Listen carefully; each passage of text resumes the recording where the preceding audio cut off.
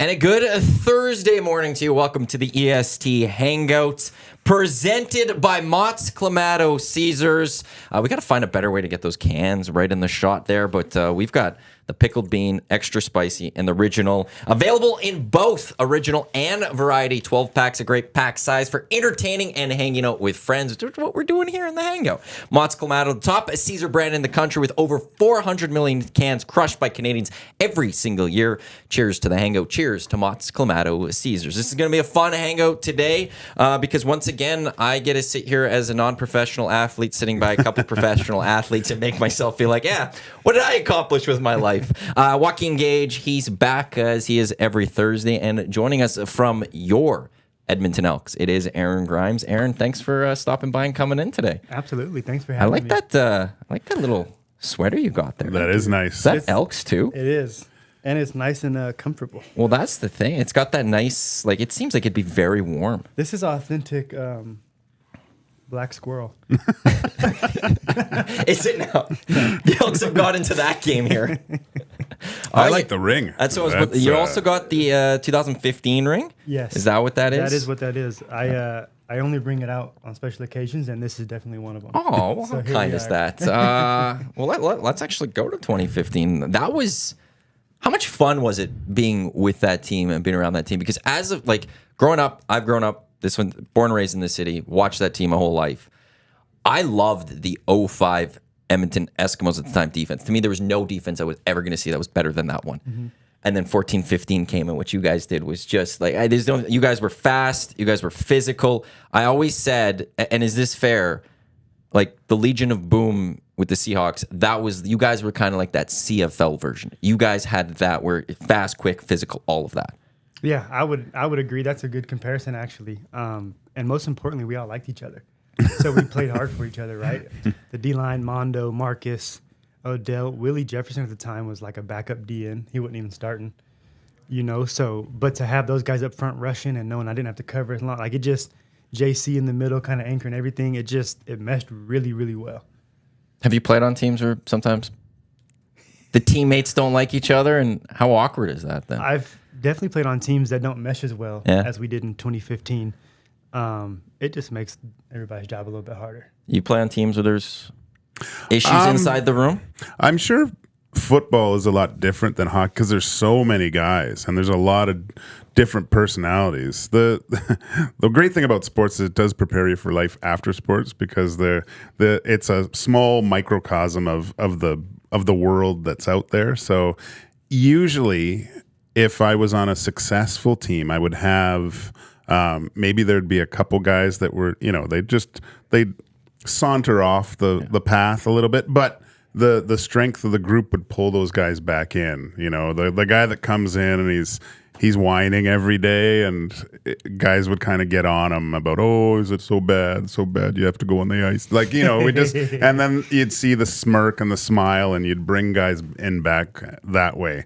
But I have misery loves company, unfortunately, and I'm sure on a football with that many players, sometimes depending on who you have, if you have too many of those guys, it can be an awful, awful experience.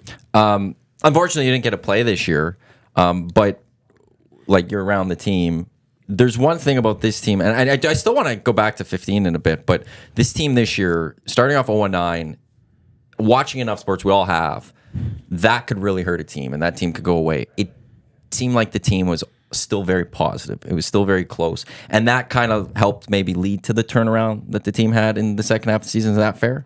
I think that's fair to say. I think if, kind of like what I was just saying is if you have guys in the locker room who can kind of try to rally the troops, for lack of a better term, and kind of keep them positive, and you enjoy playing with each other, then, things won't go as bad as they could. Obviously, we wish that they still turn around even more than they did, right? We want our standard to be much higher than, ending the season with 4 wins and calling that, a success. So, but when you have the right leaders in the room and guys who can lead by example, then certainly an 0-9 start's not going to entirely crush you. Michael Riley, what type of leader was he? A phenomenal leader. The thing I liked about Mike the most was he didn't speak very much. Oh no. Oh, really? Yeah. It's, Wow. You wouldn't think that.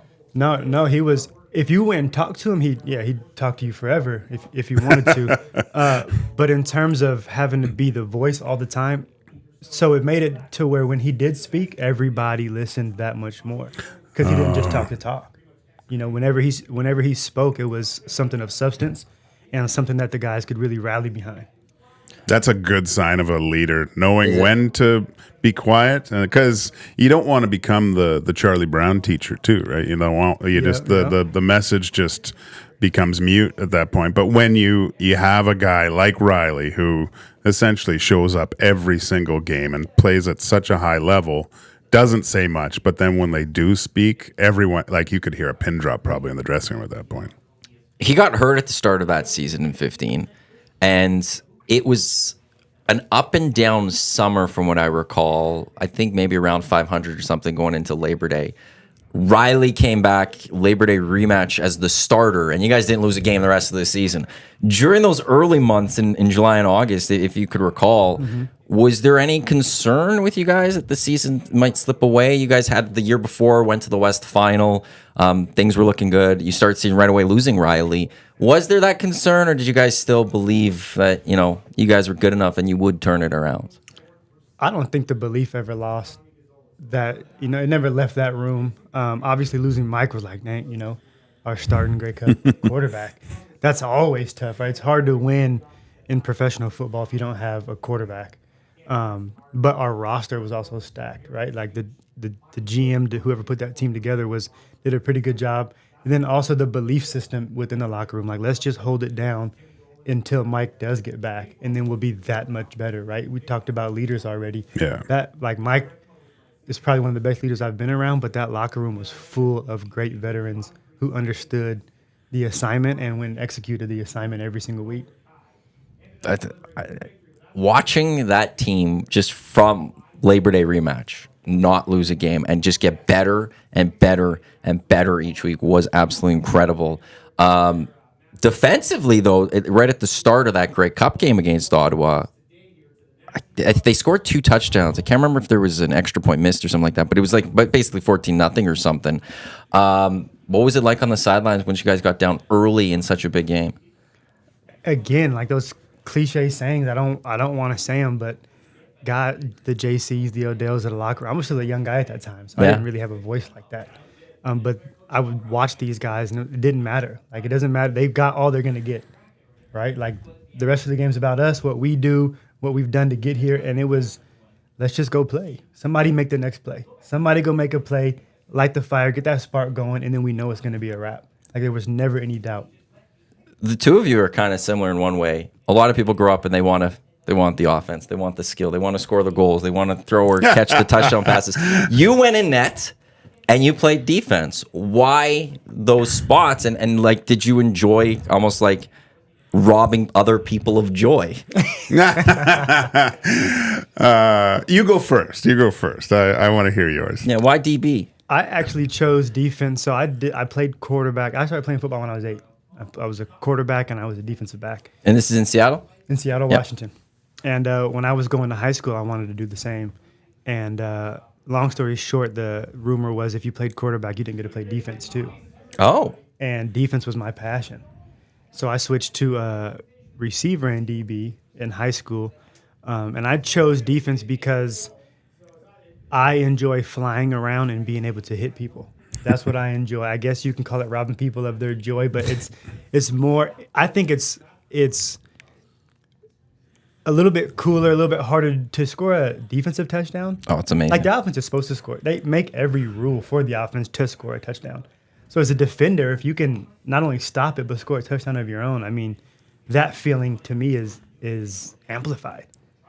So this wasn't the case of, they typically say if you can't catch, you go play secondary. It wasn't a case of that. No, I could.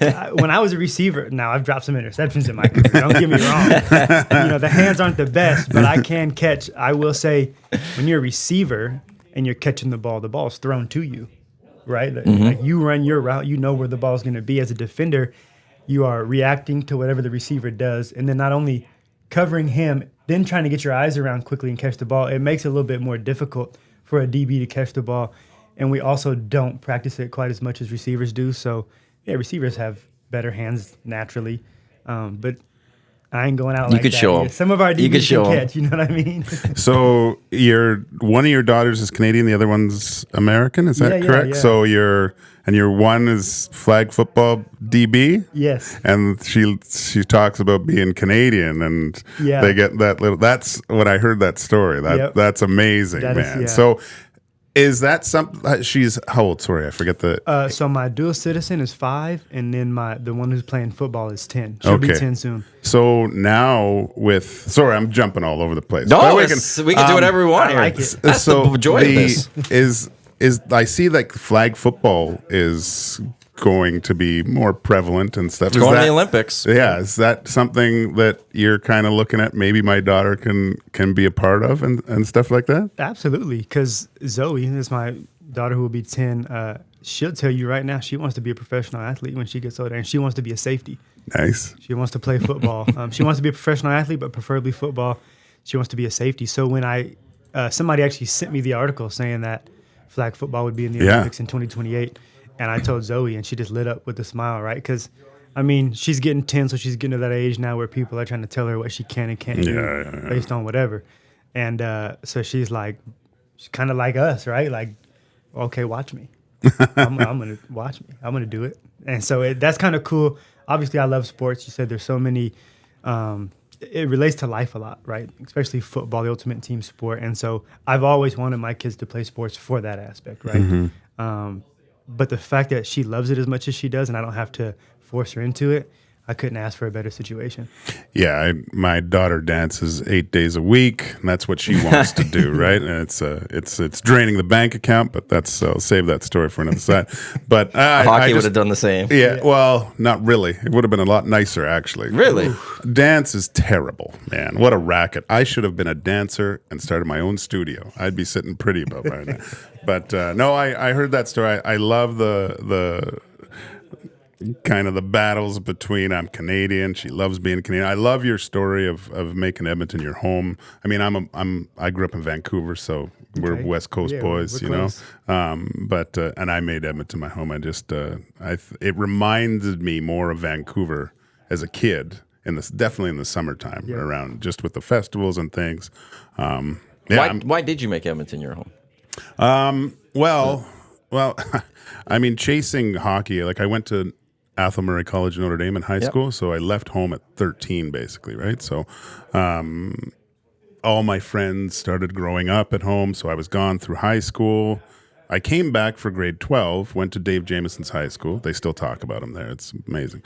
And They talk about Dave everywhere. I love it. I played junior, so I all my contacts and friends kind of just lost, and sure I have a few buddies, but then coming here, meeting you guys, you just make so many more contacts, and you think, well, I'm not going to make things work. I have way more advantages staying in Edmonton than going back home. So, and of course, I met my wife, and my 2 kids are older now, but yeah, the winters are tough. But you can't beat the summers, man. You can't beat sitting on your back deck or wherever you are, and it's 11 o'clock at night, and it's crazy. It's crazy. Yes. I remember one summer I was at Century Grill, and me and my buddies were crushing beers and just laughing. And there was a guy from Texas, and he was having an oil meeting across, and he stayed as all his business partners left, and he came over with this thick Texan accent and said, "Hey, can I join you guys? You guys seem like you're having fun." And I go, "Yeah, man." And he was, "I'm moving here. This is the best. You guys are the best." And it was like 10:30 at night. He goes, "It never gets dark here." I go, wait, man. You come back in the winter and say that again. Right. So yeah, it's a deadly spot in the summer. Why are you making Edmonton your home? Well, what's attracted you to staying here? Honestly, so I love Edmonton, how welcoming it is, right? I always tell people, I joke with them, Canadians are a lot nicer than Americans. I first got to Edmonton in 2013.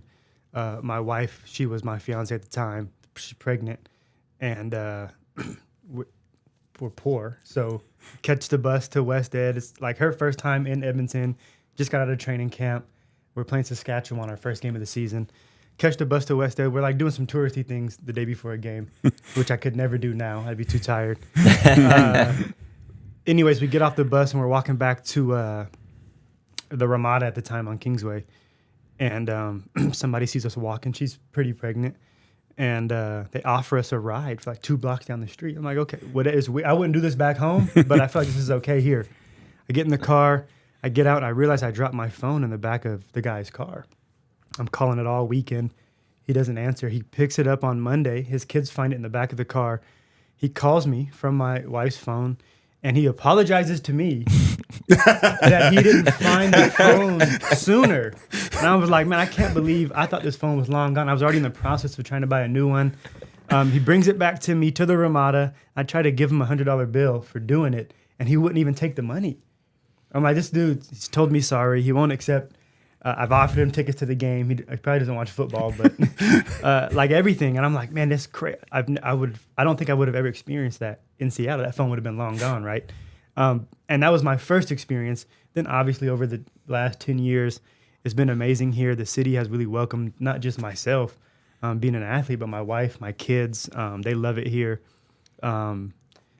You did talk about the winters. I can't believe I signed up for that -40. But it doesn't last long. It's about a week. Yeah. Generally, it's about a week. Yeah. And then it warms up a little bit. So I know that when I first got here, the GM at the time, Ed Hervey, would always tell me, like, if this is a place that you want to make your home and you become loyal to this city, then the city will be loyal back to you. And I got to say, that was 100% the truth. I didn't believe it at the time. But now I live here year round, and that was accurate as it could be. Well, speaking of Ed, like, is one people still want him to be the GM of this team again. Like, he had been around this organization for so long, both then as a player and then in the front office in different capacities. That like if this city loves you, they're always going to speak highly of you. And you've got the ring, and that all of a sudden puts you in that extra category too, because you brought the city a championship. Did you know much about the CFL before you signed here with Edmonton? I didn't, which is crazy. I grew up, I think, 3 hours south of Vancouver. Yeah. Like I could have gotten to Vancouver faster than I could have gotten to just about anywhere else in Washington. Didn't know much about it, but I knew that I wanted to be a professional athlete. Like we talked about my daughter earlier. I get so excited when she says that because that was my first and second goal. And coming out of college, I had some mini camp invites to the NFL, but nothing. I didn't stick. Obviously, I was there I wouldn't even call it a cup of coffee. And my DB coach at the time was an Eskimo alumni, Torrey Hunter. Oh, no way. Yeah. So he came my last 2 years at Idaho, he came as my DB coach.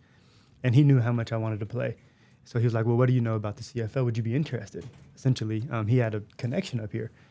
And I was like, yeah, I'd love to. I went to a workout with the BC Lions. Almost got signed to BC, but I was already on Edmonton's negotiation list. Oh, okay. Didn't even know what a negotiation list was. Yeah, no, that's a different thing. Nobody's negotiated anything with me, so I don't know how this works. But yeah, so Coach Hunt ended up making the phone call to Ed, let him know, hey, I got a guy who's slipping through the cracks, but he can play, give him an opportunity. Come to Edmonton. Hated it for the first few weeks. And why is that? Because it was so different, right? Like as a young adult, had a kid on the way. Was it the culture or like the game itself? No, the game was fine. Okay. I thought it was cheating. I'm like, why is this dude running at me full speed? You know what I mean? Like, you want me to play press man against that? No, I'm never going to make this team. But it worked out. So the game was fine. I love the CFL. Very fun. It was a bit of a culture shock. My phone wasn't working unless I had Wi-Fi. I'm seeing nothing but Kingsway and Commonwealth Stadium. So like it was a rough experience at first, but I had to step out of my comfort zone, obviously, to be where I am now. And again, I was surrounded by so many great people. Organization was ran great. Guys like JC Sherritt really taking me under their wing, and now Edmonton's my home. That's amazing. Yeah, but -10 on the coast is way worse than -40 here. 100%. Oh my gosh, man. If -8 in Vancouver or Seattle is terrible. Yeah. You can't dress for it. So it'd be like the wind chill around here when it's like -20, -30 type thing? More. Minus Really? 20, minus 30. You can go outside and do stuff. Like It's that bad. It's that bad. Like the humidity just kills you. Yeah. Absolutely kills you. So, yeah, I mean, your nostrils get all frozen and stuff like that. I remember my first prairie winter, and it was eye-opening, but not even close to. And the best thing about, I have bad allergies. I don't have them here because it's so dry. Like I would literally in the spring when everything thaws out, mold, dust. It was terrible on the coast. I'd be sneezing for 2 months. Really? Yeah. So I feel like there's a lot of that snow mold and stuff here. yeah, It doesn't bother you though. No, that's nothing. That's yeah. I can sniff that all day. You mentioned the waggle and defending against that. Yeah. Was there any other real learning curve for the CFL for you? Yeah. Why in the world does the kicker get a "you tried hard" point after he misses a field goal? Oh, we're gonna go here. This week we've had this debate. I'm all for the rouge. I'm guessing you're not as into the rouge. I like the rouge now. Okay. Because it goes into your game plan. It's another thing that you can coach and game plan and scheme for, right? Like we need a point, or we're going to give up a point. We need whatever field position. At the time, though, I was thinking, as a young, ignorant rookie, he just missed a field goal. If I get scored on, can I get a try hard point? Like you covered your butt off. Fred Stamps just mossed you, but like here's 2 points for trying hard. The offense gets 7 though. You know, like I was like, how does the kicker miss that and get a point still? What's going on here? But then, you know, you get guys like Kendall Lawrence, or I mean, nowadays you got like Mario Alford, and he takes that to the house. I'm like, okay. I like that rouge, actually. It seems like it's one of those. If you don't want to give up that point, you got to return it out of the end zone. Right. And because of that, there's those potential returns. And we've seen, well, unfortunately, one happened against the Elks this year. Alfred's been unbelievable this year with the Riders. And it does encourage those returns. And it's hard to do that in the NFL because the post is also at the back of the end zone, not at the front. Here being at the front, it lands in the end zone in such a wide one. I fight for the rouge. We have a couple guys here that are absolutely against it. Or who are you? Because Belzy and Tommy want the rouge gone. Oh, I don't. I like the strategy of it all, and it provides some excitement. Yes. You know, as a fan, I like it because he missed. What's going to happen here? Right? Is this guy going to take this back? Like so, it adds a layer to the CFL that I like about it. So Sean Bell, Tom Gazzola, suck it.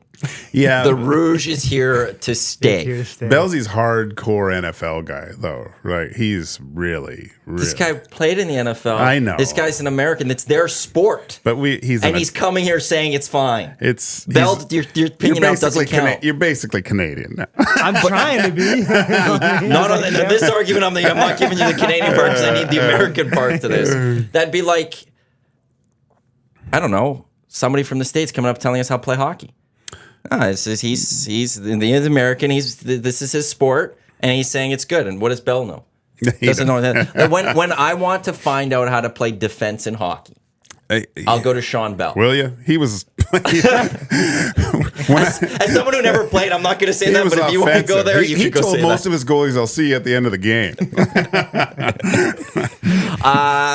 3 down, 4 down. Yep. One. How big of a difference is that mentally as a defender being on the field knowing you only have to stop them on 2 downs? Also, is this something the CFL should keep, or there's been discussions about should this league look at 4 downs? So 2-parter on that. Should they go to 4, but also then as a defender, how do you like playing with 3 downs? I don't think they should go to 4. I think that they keep the game unique and fun as it is. It doesn't allow... Sorry, running backs. It doesn't allow, the boring run the clock out. Now you got to get a first down, and you got to throw the ball, and you got to score points. All of the rules point to you being able to score points. You don't need an extra down to do it. So maybe my answer is biased as a defender, because like you said, as a defender, I'm like, okay, we got to stop him twice. If we win on first down, put him in a 2nd and long, we have a greater chance to win on 2nd down, and then we're off the field having a cup of Gatorade, waiting to see what Mike Riley and the boys are going to do before we take the field again. So I like it as a defender personally. I also feel like, come on, they already get a waggle. The D-line's already a yard off the ball. They can already challenge offensive people. Like there's so many things that go for make them get a first down in 2 tries. Well, you would know this better than it. Also, when I look at it, if they added a 4th down in the CFL, with how wide the field is and everything you also mentioned, the waggle and all that, would the defense be able to get a stop almost? Like, I feel like it'd be so challenging if you're giving the offense an extra, like, let's say they want to run 1st and 2nd down. You just now need only 2 yards per carry. Right. And you're only 2nd and 6 at that point, or 3rd and 6 at that point, Yeah. as opposed to, well, that has to be a 4-yard run on the 1st down, and then you could throw a type thing. Like, I just feel it'd be so difficult to get a stop with the whole rules of the CFL. I agree. It would change the landscape a bit, but also, like you said, let's say it's 3rd and 6, and then you're thinking, I only need 3 more yards because I'm going to sneak it on 4th down because you guys are already a yard off the ball, right? Like, the quarterback sneak is so huge up here because of that yard. I mean, at what point does the defense get a chance to get off the field? Was it when you first came up here and saw the field where you're like, Jesus, this thing is enormous? What the? I thought to myself, man, 65 yards wide, 20. There really is no red zone because the end zone's 20 yards long. Yeah. They can run just about anything in the route tree on the 1 yard line if they choose to run it. Stupid Seattle. But anyways, but I also thought for a guy like myself, I'm undersized for a DB. I'm under 6 foot. I'm under 190 pounds. So it played better for me because I can run and I can cover, right? So being able to be out in all that space, right, have makeup speed, things like that, it helped me make the roster, I think. Was there a player you looked up to growing up that you wanted to like emulate almost? In any league, you mean? Yeah. Oh, of course. Like Randy Moss, I think, was my favorite player growing up, which is funny because I'm a DB. But you got Moss is fire to me, right? That's pretty cool. I looked up to Randy Moss.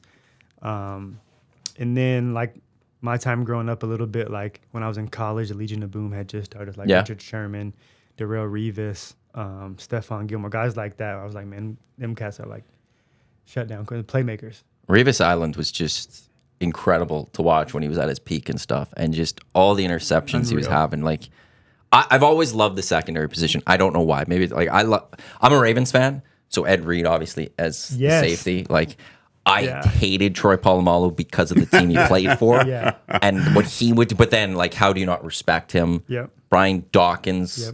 I always loved Champ Bailey. Yep. I couldn't believe when that was a crazy trade, Clinton Porras for Champ Bailey. But, like, there's something about that secondary position where those, especially in that era of football too, where you could add that extra hit. Yes. You know, and then like with the way Ed Reed would just punish people, it was just incredible to watch. How difficult has it been to deal with? Because with what we've learned about the head and everything, there's been an emphasis put on to try to take away a lot of those dangerous hits that we used to celebrate when it comes to football, but now we understand why we can't celebrate that. Was there an adjustment for you? We're in the game with both, or when you were starting, was it more mostly we're already on the trend of where we are right now? Yeah, it was. We are already kind of starting that trend. Yeah. Like you said, I remember watching Ed Reed play, and people would kind of give me like the Troy Polamalu because of my hair, and I'm like, yeah, but I want to be Ed Reed. You know what I mean? Like, that's a bad boy. But we didn't. In high school, a little bit, you got away with it. Yeah. Pop Warner, I would say, like when I was 8, which is crazy to say. Like, there was a lot more helmet to helmet for little kids. But once I got to like high school, college, I was a leg tackler anyways, right? Wrap and roll, gator roll, the defender. Coach Hunt, shout out to Coach Hunt. He would always tell me, a guy can't run without his legs. So why hit him up high anyways, right? Take away his legs, he can't run anymore. So be able to tackle your position well. You go tackle his legs, wrap him up, roll him, get him on the ground, and not only are you healthy, but he's healthy as well.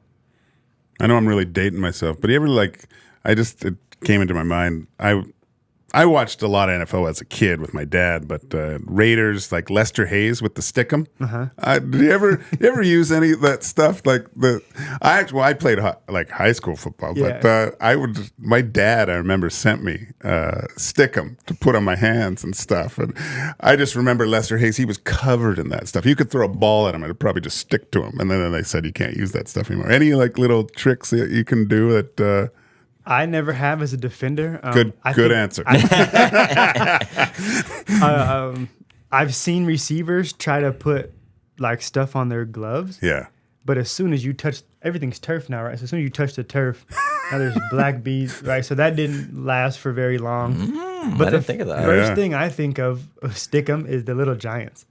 When a buddy hit his chest and his hands couldn't come out of his jersey, I was like, no, I can't have that kind of stuff on my hands. Don't worry about it. If I can't catch it, I'll just knock it down. Yeah. BBs, right? Yeah, it's not as important. You could just get around it and all of that stuff. Great. So I'm guessing with your comment there, Seahawks fan, and with the we won't go into what happened in that Super Bowl, but a Seahawks fan and stuff. Yeah, I grew up so obviously in Seattle, so going to Seahawks games, Mariners, Sonics, stuff like that. So you're big into like fan of a lot of the different sports. Yeah, for sure. No Thunderbirds? Hockey was not something that we grew up. That's a no.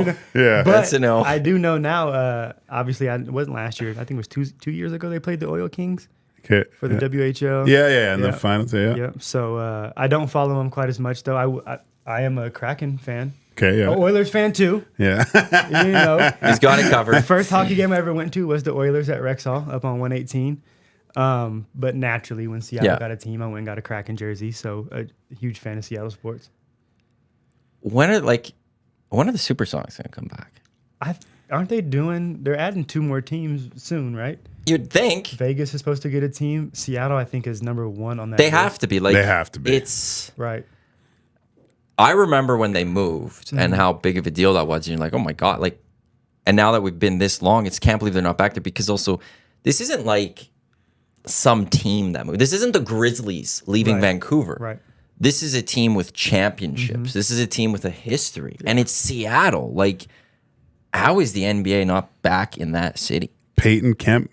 That was awesome, man. Yeah. They were, knowing that they were so close, like that was as a kid. I was a Sonics fan till MJ, of course, but then Till MJ. yeah. Well, I played in junior. I played in Portland, right? So, A little bit of Trailblazer fan then. well, really, Who would have played one at that time? Do you remember? Duckworth, Clyde the Glide, Terry Porter. Okay. So I remember Duckworth's custom-made Porsche. He's a big man, right? He had the back seat taken out. It was the front seat. So we'd always go because we played and practiced at the same place, and we would go look at his Porsche because the seat was way in the back. I don't know how he saw the side. Like he didn't check his blind spots at all. He just needed all that room. Oh yeah, just needed all that. It was pretty sweet. But the Nike store in Portland. One of the at that point, Michael was going through the roof, and then Agassi and the track and like Prefontaine, and it was a sports centered city, like with all the sport. It was great. It was great to go to this game. Well, that Pacific Northwest, it's like with the soccer teams that they have there. There's a huge rivalry between the 3 cities. Yep. The NBA needs to go back to Seattle. It also should go back to Vancouver. I think so. I think Vancouver's worthy now of giving it another go. I think the city has evolved even more. That players would kind of want to still play there. I think.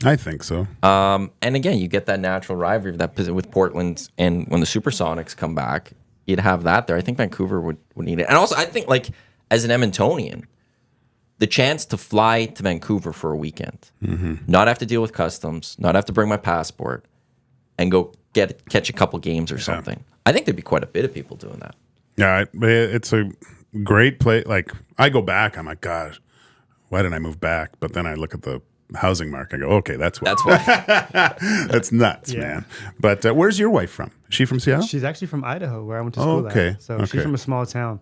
Edmonton fits us well. Yeah. No, that's because my wife's from here.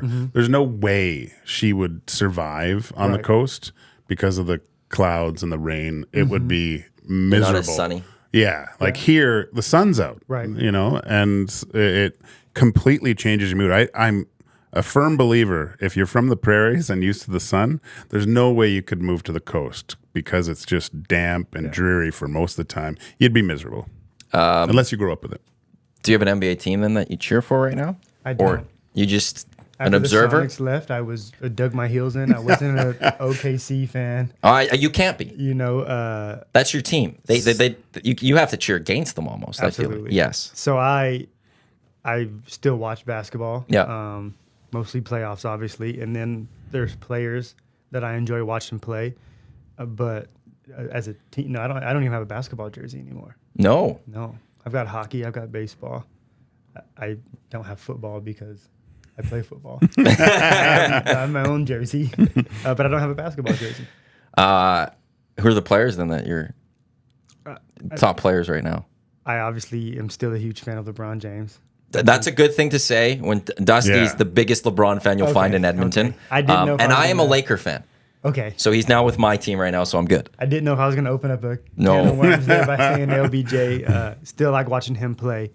And then I actually like watching Kawhi Leonard play. But when he's healthy, he's right at the top of with anyone else. You could argue really strongly that he's a top 3 player in the NBA. For sure. And then you got some like Giannis. There's players right, who I like to watch play. But in terms of rooting for a team, no. Seahawks or Supersonics come back. Seattle Jersey, bought it right away? 100%. Yeah? Not even a question. What's your favorite sport then? Football. Is it football? Yeah. Because it's sometimes people just play something that they're good at and they have fun. Is hockey your favorite sport? F1. It is F1. Like, would you actually put F1 ahead of hockey now? Yeah. Really? Well, I'm more into it. Yeah. I mean, I love hockey. Like I still play sometimes, but that to just be a true fan of something that I know I'll never get a chance. Like there was never a chance for me to even participate in a sport like that, right? Like so F1? F1, man. Yeah, well, you would never be able to fit in a car. No. Right? Like I don't think there's a driver that's above 6 feet. Is George? George was close. Which George? And they've got to have like weight wise, they've got to be I pretty couldn't low. make that. That's I got to get on the treadmill if I want to get that down to racing weight. I gotta get down to racing weight. So does this give me measurables? It does not. I don't know. I've He's got tall though. 1.85 meters, and I hate. Give the key for the prize. Oh, I'm sorry to. go into my jacket. Yeah, I can't. And it's the big Elks lanyard, not the small Elks lanyard. So I use Elks lanyards right now. Got So some Elks lanyards, that's baby. my There we team. go. 1.85 meters, whatever that is to feet. 1.85 meters. That's like I think that's 6 feet. It's a little 6 feet. Yeah. Just slightly over Yeah. 6 feet. So like I don't think you could be higher than that. no To fit into an F1 because car. he has trouble with getting the right ride height because they have to put him lower and he feels more of the bounces on them. Have you ever gone into auto racing? No. Okay. That's it. We all got into it with the Drive to Survive series on Netflix. Okay. And Some a little more than even that. Hernan Salas, Hernan got into it for a period with us because he used to work with us at the old radio station. And I don't know, it sucked us in. I still watch it. Oh yeah, What's the show it's called? Drive to Survive. They did like a behind the scenes of Formula One, and kind of like Hard Knocks a little bit, kind of behind the pretty scenes. much. But they follow all the teams and or try to follow as many of the drivers and the teams as possible. And as someone who knew about F1, I didn't understand why people would watch it though, because it's like, okay, these guys get in a car and they just drive around a track 50 times. Cool. What's the difference? And then you watch it and it sucks you in, dude. See, I'll watch it then. It sucks. I'll Like, watch it. I was actually with Hernan and Tom Gazzola. We were out for drinks one night, and they're like, "You got to watch this show. You got to watch this show." I'm like, "No, I'm not going to enjoy it. Like, I'm not going to get into F1. I love so many other sports. I don't have time to watch Formula One. Maybe I'll watch this show, but there's no way I'm going to be a Formula One fan." And then I watched like 4 episodes, and it's like, "Okay, when's the race?" And it was like every weekend. It's you wait. For me, it was you set the record on it because it's early mornings. Oh, you no. wake up. See, I'm different than you. Yeah, but you don't have kids. I don't have kids, and I hate mornings. I wake up, make a coffee, head to the TV, go to the PVR, press play. See, That's the way to do I it. have the subscription service and stuff, but I love getting up at a ridiculous hour on a Sunday and everyone's asleep, just me and the dog, and we watch F1. Just completely, no one bugs me. It's perfect. I love the fact that it's like at 5 in the morning sometimes. It's tough because there's a lot happening on Sunday mornings to me. Like, you got F1, Well, you've got you gotta prep. soccer, you now got the NFL on the Sundays, and on Saturdays it's college football, baby. I know. And it's I don't know how I leave the house sometimes. He's on a busy weekends, boy. because there's just so much going on. Do you still pay close attention to the Vandals? Absolutely. I Oh, think yeah? they just upset Montana State Did they? in Idaho at home in the Kibbe Dome. Okay, what's it like playing in that dome? I always loved playing in it with the NCAA games. So when it's packed, it's unreal. 'Cause Yeah. it only seats like 16,000, but it's the stadium's like as big as this room. So it's really, really loud. But when it's empty, it is. I've played on some really good teams there and Yeah. some really bad teams there. When it's empty, I mean, you can hear everything in that place. It's not a good place to be. But they had 2 sold out games back to back, the last 2 home games. Yeah. So I know it was electric when it was there. Is there a way to watch that up here or is no? ESPN Plus, so Okay, but you'd have to, yeah. stream it or something. Yeah, that for that stuff. When did they go from Div 1 to like FBS to F whatever? FCS. Yeah. That was last year actually. Oh, so it's a recent move. Yeah, because they were FBS when I was there. We were in the WAC, and then right after I left, the WAC was no longer. So then they were like in the Sun Belt, and then they were talking about going independent. Blah blah blah. So they put them back into the Big Sky. I think last season was the first season they did it, Okay. and they made the playoffs. Coach X first year. I mean that coaching staff, unreal. Really? Unreal. They've reached out to me. I've been able to go up there and meet all of them. The DB coach played in the CFL and coached in the CFL. Who's that? His name's Stanley Franks. Okay. Played for just a little bit in BC. Coached for a little bit in BC. Played at Idaho. Now he's coaching. I couldn't say enough good things about the coaching staff. Is what I'm trying to say. Yeah. I will go and watch those games, and those kids play very, very hard for those guys, and that is, to me, that's leadership.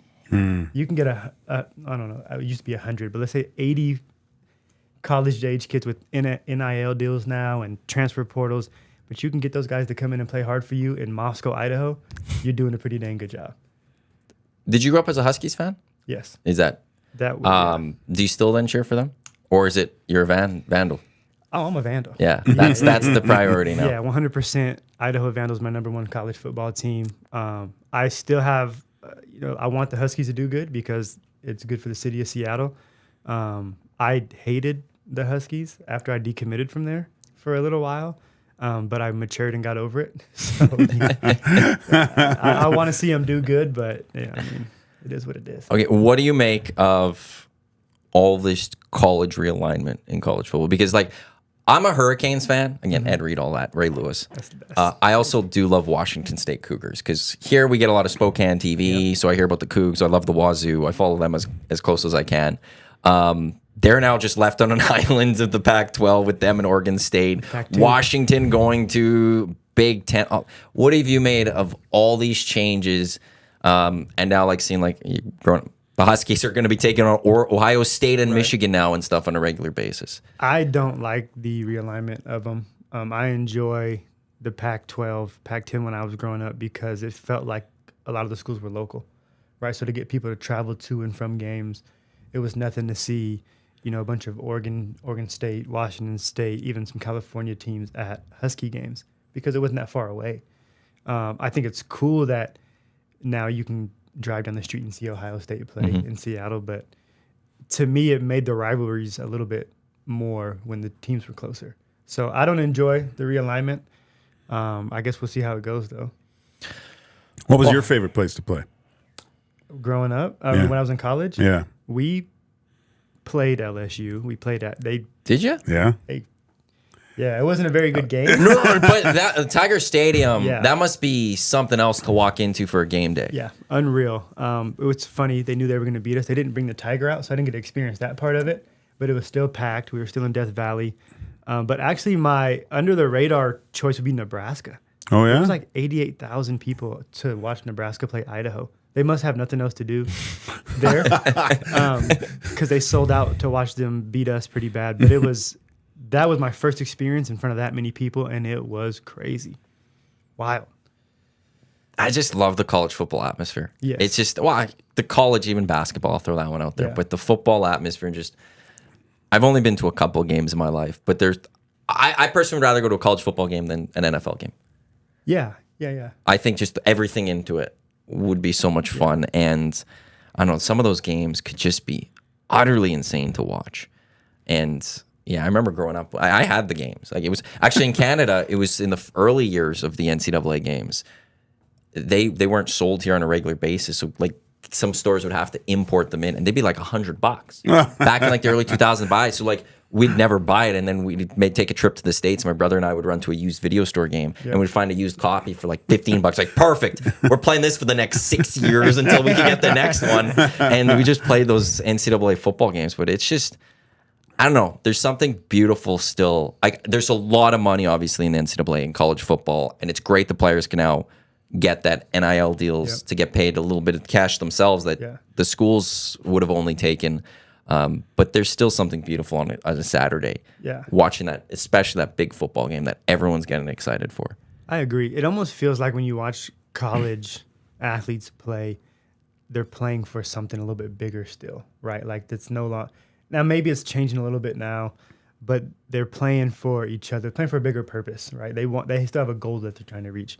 And you feel that when you watch them play. I don't know, did you ever get to watch any Huskies games growing up? Like, go down and watch them? No, just on TV a little bit. But yeah, never went. I've never been to a college game. I was going to go to a Ducks game one time when I was in Portland, but I just didn't make it. Right. It was 2.5 hours to drive, and I was tired or something like that. I should have gone, because going down to Eugene was it was spectacular to go down there. But yeah, I missed out for sure. Those games, crazy. Like, Husky Stadium, like you said, in college, like, they still have the students, so they're still cheering and they're swaying and there's chants and there's music and people stomping their feet in the stands and the whole place is shaking. Like, it's NFL games are a cool experience, but not the same experience. It's as close as you're going to get to a European type of atmosphere, the soccer, I think. Yeah, at a college game, like, you might as well not have seats, right? When do you see people sitting down? You don't, right? That's just the bands are playing, and it's just it's a lot. And yeah, like you said, when you see the enthusiasm on every single play, like, it's hard not to get wrapped up in that stuff. Right. Did you ever get to a bowl game? In Idaho? Yeah. My freshman What'd you guys year, play? Actually, we played in the Humanitarian Bowl in Boise. So we actually won in Boise State. On the blue field? I never beat Boise State when I was at Idaho. But I did win in their stadium. So that kind of evens that out. And then it was downhill from there. With kids, are you able to watch a lot of football? Like, do you follow college football still a lot? Yeah. You could still get it working? Like, yeah. It's I'm smiling so big because if my kids or my wife were here, they'd be like, Saturday and Sunday. I grabbed the remote, and my 5-year-old, she's like, seriously, Dad? I know you're going to turn on football. I'm like, I'm sorry. Even if it's just in the background and I'm helping make breakfast or cleaning or whatever, like, it's on, and I'll just peek up real quick, see what's going on. I'm like, okay, I see what's going on now. It's an all-day thing for 2 days. It is. Like, from here, it starts 10 a.m. usually is the first game. And if Hawaii's playing at home, it could go until well after midnight. Right. And then the NFL, it has their games. And I know it's just, do you have a team that you think is right now the best in the country? College? Yeah. Is there one? Is Georgia the best? Yeah. Is that the way to go? Is SEC still the king? Yeah, I'd say SEC is. I hope some of my teammates don't hear that, but SEC is still king. I'm obviously a West Coast guy, so I love seeing all the Pac-12 schools ranked. Well, there was a lot of them earlier in the year. There was. Well, UCLA was. The Cougs were for a period of time. Washington obviously is one of the top teams in the country, just period right now. Who else would be in that? USC was doing well, but they've kind of fallen out. Oregon. Colorado's Pac-12. Yep. They started off the year up there. They were ranked for the first few weeks too. So it was cool. I enjoyed seeing all those Pac-12 schools ranked. But SEC, Georgia, I mean, I gotta take my hat off. You gotta give credit where credit's due. They're good. As long as it's still not just Alabama, like the fact another school has come in and has replaced them as the top team, and it's okay. At least we're not talking about Roll Tide again. Right. We can talk about the Bulldogs and see what happens with those guys. And you know what I get a little upset with sometimes? I see some of these older coaches, they complain about the transfer portal and how it's made it tougher, it's made it harder, and it has. But you got to be able to adapt, right? Like, the teams who are still winning and still doing good, how come those teams don't complain about the transfer portal? Yeah. How come it's the teams who aren't as strong as they used to be? Those are the ones who complain about the new rules. I don't like that. Well, Deion Sanders, so everyone's upset about the transfer portal because they say, well, players could just come and go as you please, even though coaches can come and go as they please. Right. And they complain about that. But Sanders, he used it himself as a way to recruit people. Yes. And he's now using it as a tool, as a coach, Yeah. to rebuild his roster and retool his roster quickly. I think that's the way you look at it if you're a coach, is don't look at it as what you might lose. Look at it as what could you potentially gain. I agree 100%. It's actually, there's a lot in sports that keeps changing, and it's for money and things like that, that you go, well, like as a soccer guy, there's some changes in soccer that I'm just like, you're ruining the spirit of the game and all of that. College football is the opposite. It seems like the things that they've put in place, they're better because they're giving something to the players. The thing I've never understood was, as a player and who's an athlete scholarship, if you go and you get paid for anything, you could lose your scholarship. Yeah. It's ridiculous. But an engineering student could go and do a side gig for something. Yeah. And they keep their scholarship, no one cares. Yeah. But the athlete can't do that. And it's like, well, I go. hated that when being a kid, like a lot of kids go down play NCAA hockey, right? So, and you had to play tier 2. You had to make sure if you did go to if you went to go play for the Oil Kings or in camp, you couldn't play in so many. I think you could only play in one game because you were considered a pro, because there was the off chance that you were playing against someone who had signed a professional contract. So now all of a sudden, because some guy signed a deal, that you're considered a professional. And I mean, yeah, I'd like more focus on Canadian sports, like college sports with hockey, because it is good. Looking back, it kind of worked out for me, but I would have enjoyed being able to play. I played in every single league possible. So it's the one league I didn't play in is a Canadian University. So that's the one thing that I missed out on. is juniors okay in Canada? Because it's not like the money's not here in Canada as it is in the States when it comes to athletics. They get the actual education, like that is it. Like I always found it funny in the States whenever they talk about student athletes, as if the NCAA actually, some of those schools care about the student part of it. They're there for the athlete, and they're making that money.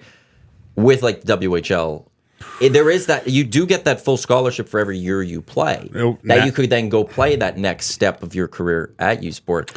Is junior hockey, from what you could see from the outside, in an okay spot with what the players get out of things? Now it's way better, because when I played it, for every year of service, basically you got 1 year of schooling played for at a Canadian university, right? So, but now I believe as soon as you play a year, you get all 4 paid for. So Is it that? I didn't realize that. Yeah, so really advantageous for kids. I mean, when I'm doing any sort of talking to kids and parents of they don't know what they're going to do and what's the next step, I go, if they didn't know if they want to play tier 2 and try to get the NCAA scholarship, I go, look, if that doesn't work out, the major junior is not a bad choice either, because you're going to get your schooling paid for. We have one of the best U Sport hockey programs in the country at the U of A. I mean, I have to look. There's so many guys that have signed professional contracts, not all NHL, but they've signed in different places coming out of the U of A, and just being able to see if they can make a go of it, and you got your degree. So I think it's a win-win going to U Sports. Were you at the Bears game this past weekend? Golden Bears football? Yes, I was. Yeah? Yeah. What do you make of U Sport football? I like it. Yeah? I think it's unique. It's different. The atmosphere, I'm always like, man, how come? I'm not sure what the investment is like in grassroots football in Canada yet. It's not there. But the U of A is a very good football team right now. Very well coached football team. Has a lot of Eskimo alumni on their coaching staff. I feel like there should be more people here watching these guys play, supporting these guys. But cause I watched the game and I enjoy them. I actually had my family out there. I had all of our snow clothes on. It was cold. It was a cold one. It was cold. So good on you for being there for that one. And we watched it. So that was actually our second game we went to this year. We got to make it out to last year. I took my daughters to go see the U of A play Grant McEwen hockey at that Claire Drake. Rink. Oh, at the community rink downtown. Okay. Yeah. So we've been able to get out and watch some college sports and some local teams, and I enjoy it. If you want a hockey experience in Edmonton, it is the Golden Bears, but go to their home, Claire Drake Arena at the university. Okay. It's an incredible atmosphere. I don't know how to really describe it properly. Especially for someone like Oilers games are great, but it's a lot of people sitting in their living room for the most part, right? You go to a Bears game, and you're not only watching a good game, but you're watching a lot of other stuff that's going around in the crowd. And it's a lot of fun. And it's an old barn, Yeah. and it has just this history to it. And it's just like in hockey, the benches are on the same side for the teams. They have their two benches. Here, it's like football. They have one bench. The Bears are on one side. The visitors are on the other side with the penalty box.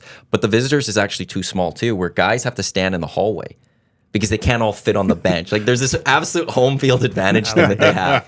And it's just beautiful to go watch. And again, I'll always say, don't ever change that.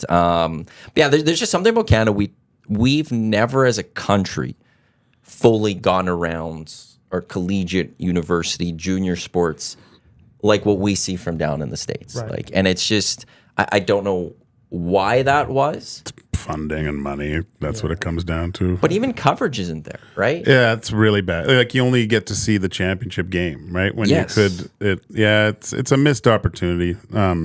I'd love to see more funding towards U Sport and get more people playing high school sports, knowing that I can use this as a launch pad to get into some whatever volleyball. I mean, there's kids that do. Like, I'm not saying, but yeah, there should be way more focus on that. Well, if U Sport wants to get better, they should fix their football rankings with the Golden Bears being 10 and the Huskies being 8, and the Golden Bears beat the Huskies twice this season. Figure it out, U Sports.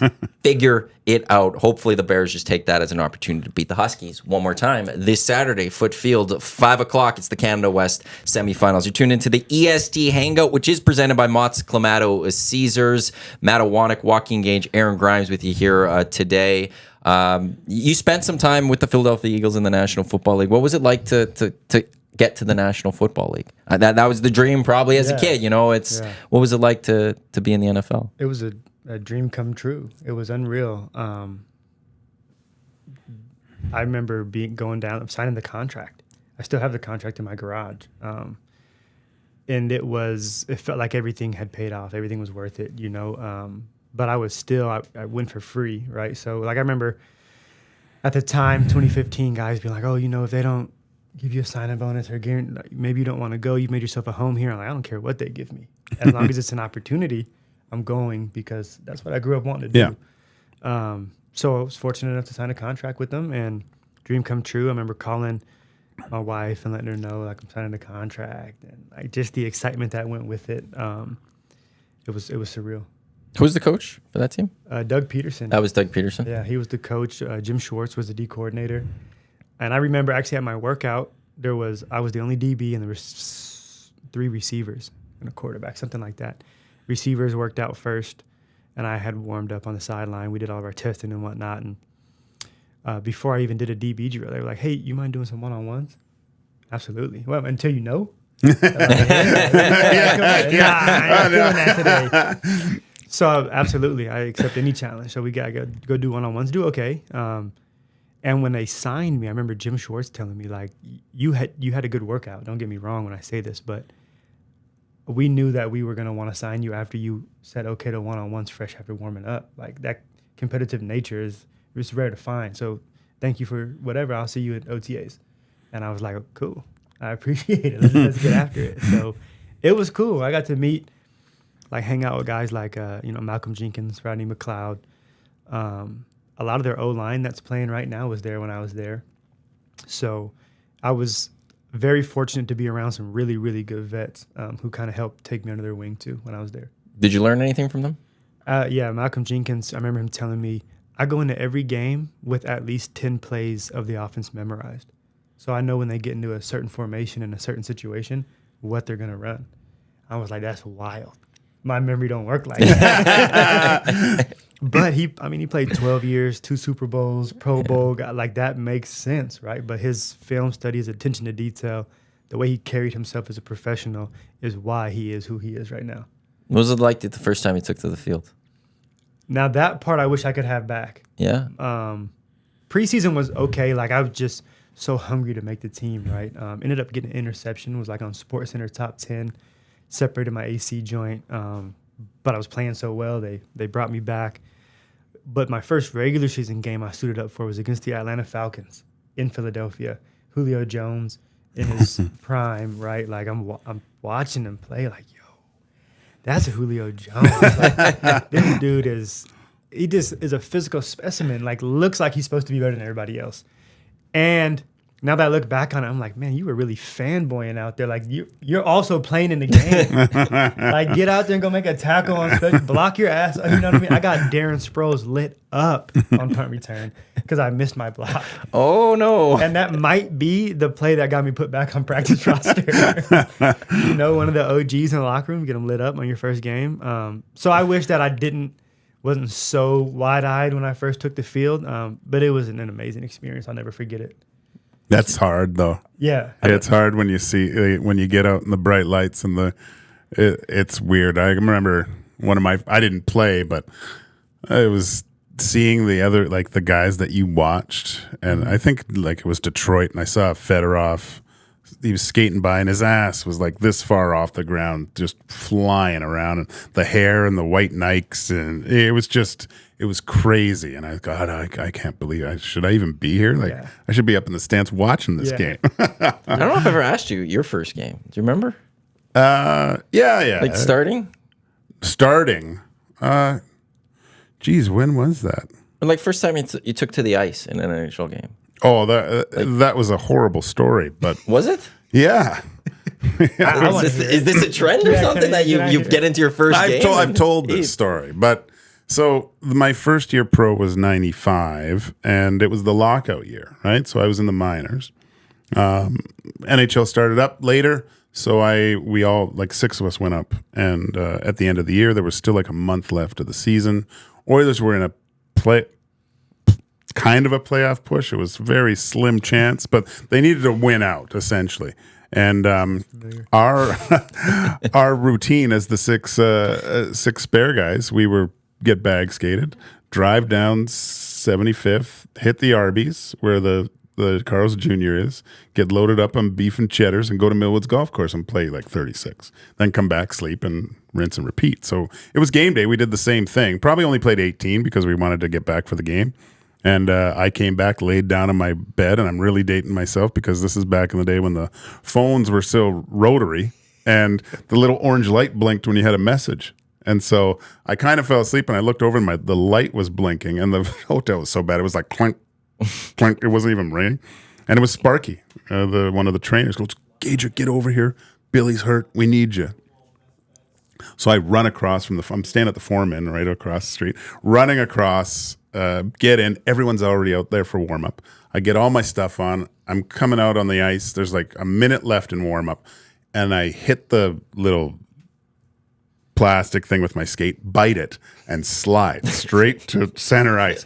And I just hear everyone go, "Oh," it's just awful. And then I can see everyone's laughing, and I get in net. I took like 2 shots and then skated as hard as I could off, yeah, we're ready to go. And then Fred Brathwaite was playing. We're playing the Leafs. So, and he had a rough first period, right? And I'm thinking, oh my gosh, am I going in here? Like I've walked 18, or not a walk, but I walked around on 18, and my belly's I feel like crap.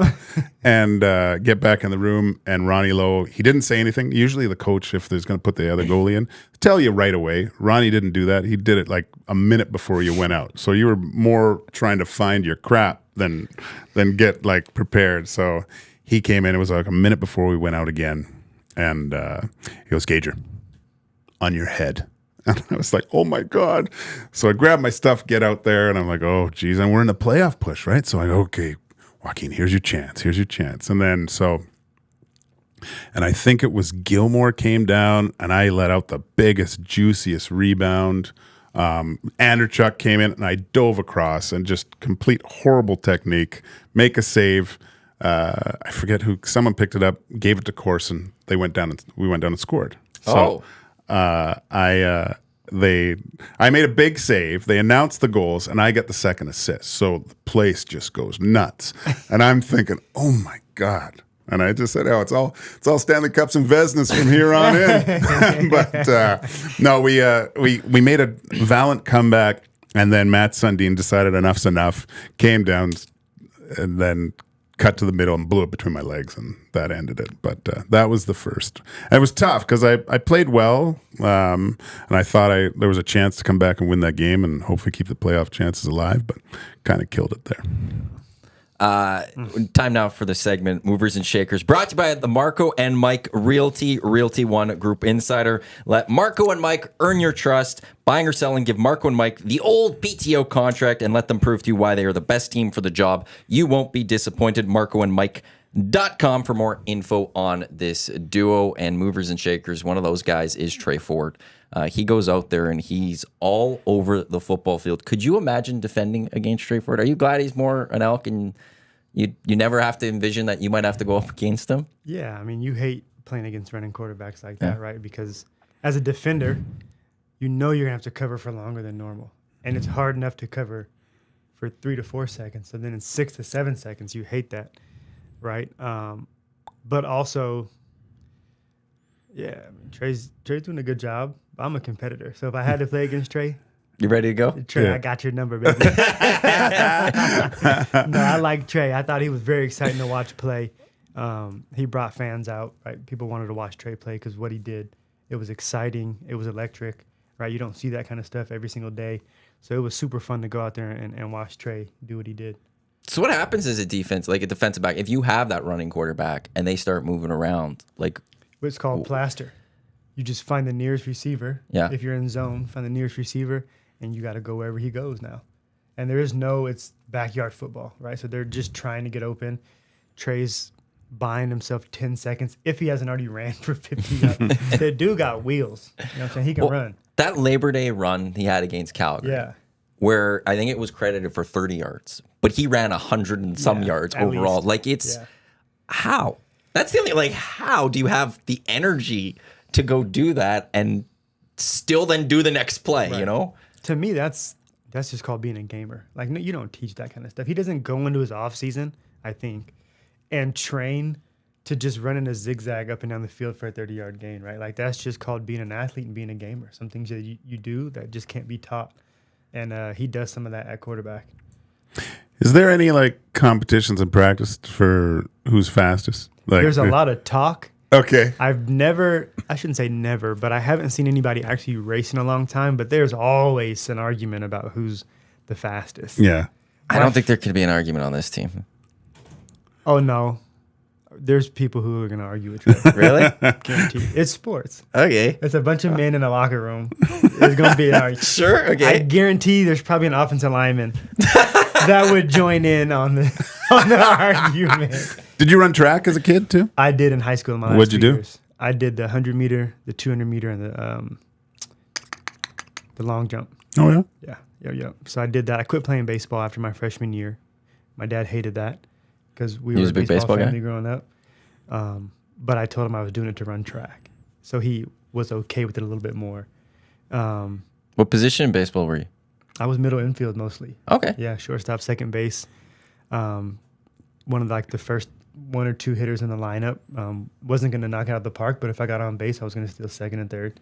One of those kind of guys. But my high school football coach actually told me, he's like, I know you love baseball, like that's your first sport, but you should consider running track. And they're in the same season, so you can't do both.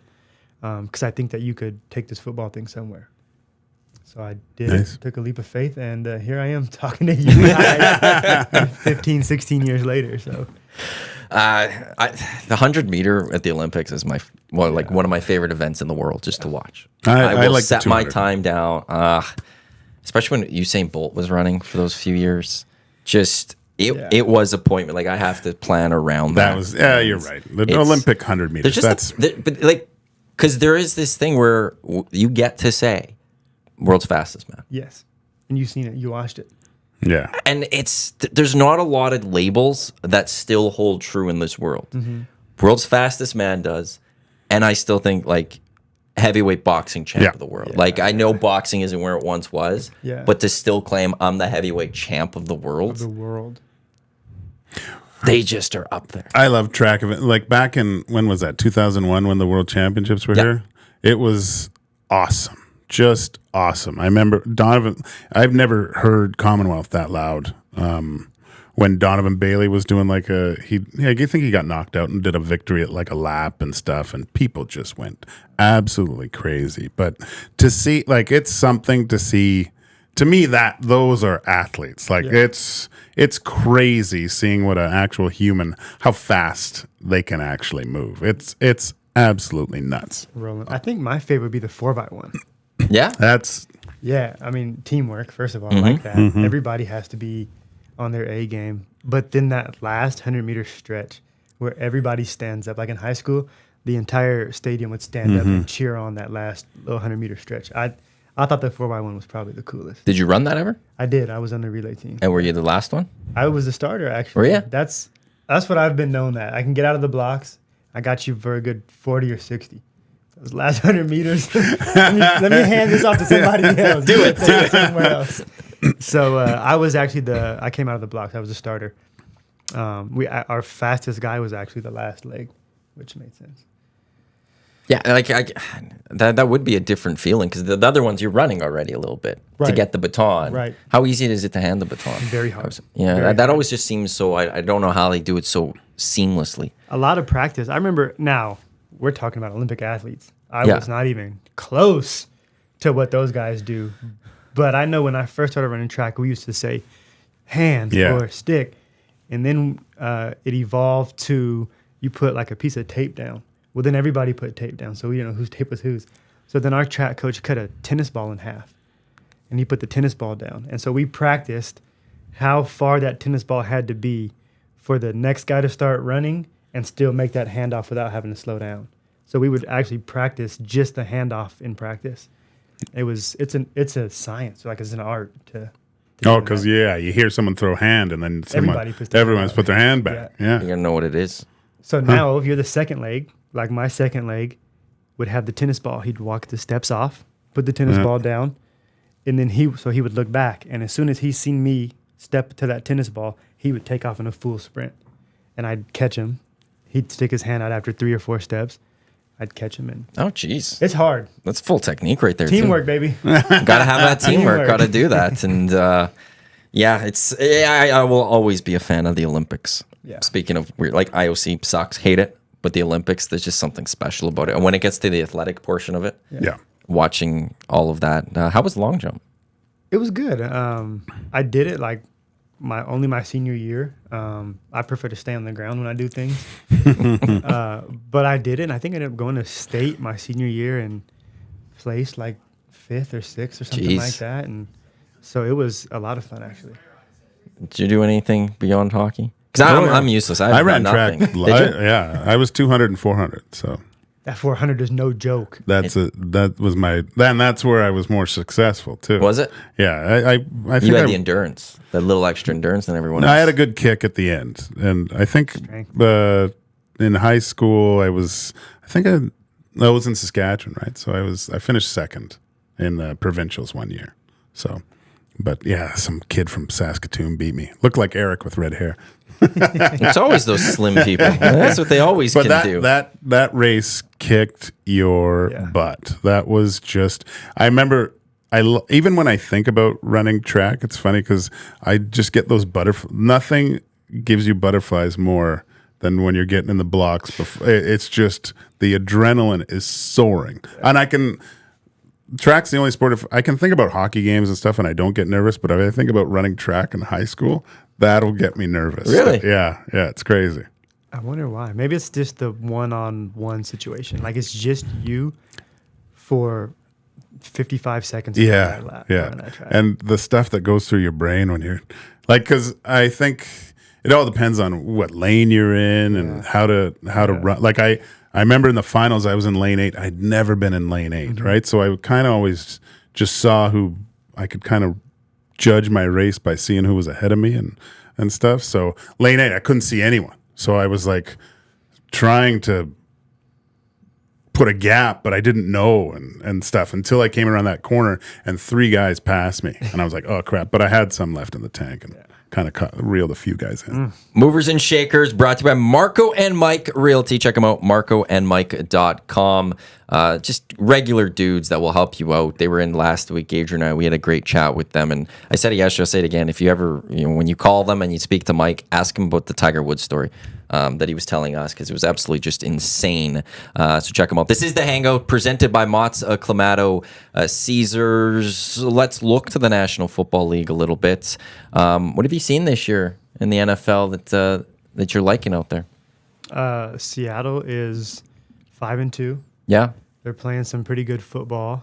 Are you surprised how well Geno has played these last year and a half with the Seahawks? I was surprised how he played initially. Yeah. Yeah. Like, dang, right? Because obviously he had been in the league and he was drafted high, and then wasn't starting, and then but to watch him out there, I mean, teamwork, right? Like ultimate teamwork. So to watch him, you know what I like though? His quote when he said, "Yeah, a lot of people wrote me off, but I didn't write back," and I absolutely That's great. Instant fan. So that was cool. But it's obvious. It's always fun to watch Seattle win, right? The only game is it the only NFL? I went to 2 NFL games. One was in Seattle, but my Ravens were playing, and yeah, you guys beat me. It wasn't. Didn't they go back to the old unis too? They had the throwbacks last week. Yeah. They were fire. Yeah, Those are looked great ones. Very Those are nice. so good, Yeah. man. They really haven't had. The Seahawks have a good look. In anything they've put out there, for the most part, like there was a couple of those color rushes that were a little, Yeah. but a lot of teams had those. But for the most part, like the Seahawks just have a classic look. Yeah, theirs is pretty fire. I like the Throwbacks. green when it's in those early What was 90s that ones. kid? Was it Yeah. Craig, the quarterback? Was Craig? This is really dating myself. Steve Largent, like Steve Largent. Yeah, like he was the big one. Remember the name Don Blair? No, that one. Not for He me. CFL played for Calgary. I think he had a stint in the NFL too. I need JMO here for this one. Yeah, he would know. But never mind. I could get Donnie in here. He'd be great, actually. Yeah, He's just awesome. get another pro athlete to make me still look bad. I never got to go take to the field for anything. And these guys all keep coming in, and they've played it at the highest levels, You know what else about the NFL? Watching Miami's offense is wild. Because of how good they are, or are you going a little bit how they've kind of done a hybrid waggle? The Yeah. hybrid waggle. Tyreek Hill's the fastest player in the NFL. I'm sure somebody would argue that. Some old lineman somewhere is saying that they can beat him. But to send him on that, somewhat of a waggle, and then to send him up field full speed, and then have him snap his route off at 15. Like, I mean, I forget. They played the Eagles last week, right? And the Eagles had like a bracket coverage against Tyreek Hill. And he ran by both of them and scored a touchdown. It's a back bracket coverage. Two defenders guarding him. So one's got outside leverage, he's guarding him. One's got inside leverage. So wherever he goes, in or out, it didn't matter. He's gone. He was gone. Got behind both of them and scored. I'm like, that's how you. Can I get one of those rouges, please, for trying my best to cover him, right? But to see them put him on a waggle, and I thought, or it's not really a waggle, but yeah, put him in motion and kind of give defenders headaches. That's pretty cool. Should they have a waggle in the NFL? No, You don't think so? no. Not even like one guy, like a desert, because you could have one guy in motion, right? And that's how this has come up. You could have the one receiver motion. They just can't be running towards the line. If you switch that to just running towards the line, just one guy still though, the designated motion guy, if you will. I don't know. I think the field size of the CFL fits waggling more, right? But when you condense the width and the length, like if you send Tyreek Hill on a waggle, he's going to run out of the back of the end zone by the time the ball gets to him. You know what I mean? I guess so. Yeah. Well, I love defense. You know, I prefer the defensive side of the game than the offensive side. But to me, on that one, it's Why do you want make a the waggle play, then? make the play, make the play. Go and make the stop. No, the defense is again, as a Ravens fan, I grew up watching some of the best defenses. And it's just, I enjoy that part of the game sometimes more than the offensive part because, I'm a Yankee fan. I'm a Laker fan. So, I like teams that people hate. So, part of why I love those two is that people hate when they're successful, and I like other people's misery. And you're picking up little things. So, defensively, I love the idea that this goes back. You're taking away from the other team. And I like that we're going to go do something. Nope, not today. Yeah. Not today. But I don't know. I think the waggle, I think it can make make things just a little more exciting. But at the same time, every rule in the NFL, like you say, like with the CFL too, but I think more for the NFL a little bit, it's all for the offense. Yeah. The defense there's no rules in place to help defense be better at defense. Right. It's only making it harder for the defenders. And there's that moment of obviously being a goalie, all defensive, but there's that moment when you hear the fans all excited for something, and then when you take it away, there's no other feeling than disappointing thousands of people. Yes. The ball's in the air, fans, it's going to be a touchdown, interception. Right, and then you look at the crowd and you're saying a ton of explicit words to them, and they can't say anything back to you because you just did it, and that's pretty cool. That's one of the best. Agree. Yeah, we know that feeling for sure, baby. So what's better than that feeling, or making the big save, or getting that pick for home crowd and it erupts? I like disappointing people on the road. It's great. I loved that. That was to have people out of their seats and have them sit back down disappointed. That there's nothing like that. I mean, it's great when at a home crowd, but when on the road, that was way better to me, anyways. Yeah, I think in the moment, it's better to be in somebody else's stadium. Because Winnipeg, I like playing in Winnipeg. Do you? They got a fan that sits behind our bench. Okay. And he's decked out. I seen him at the Grey Cup last year. Great person, by the way. I don't know your name, but great person. But he harasses opposing teams, which I like. That's part of sports, right? Yeah. And I talk back to him. I do. I enjoy it. So being in the moment and coming back and being like, I don't hear you saying that no more. Like, what happened? Yeah. You got a lot to say, and but afterward, like after the game, things like that, it's much better to be. I just miss seeing Commonwealth be excited, happy, loud, right? Like when we got our first home win this year in a while. That feeling's hard to beat. I do want to keep on that part, but just quickly, like, was there ever a fan that you bothered, like you got into it? Like, it's got to be harder in hockey, just because of the glass. But like, do you have memorable moments where you had a fan that you just?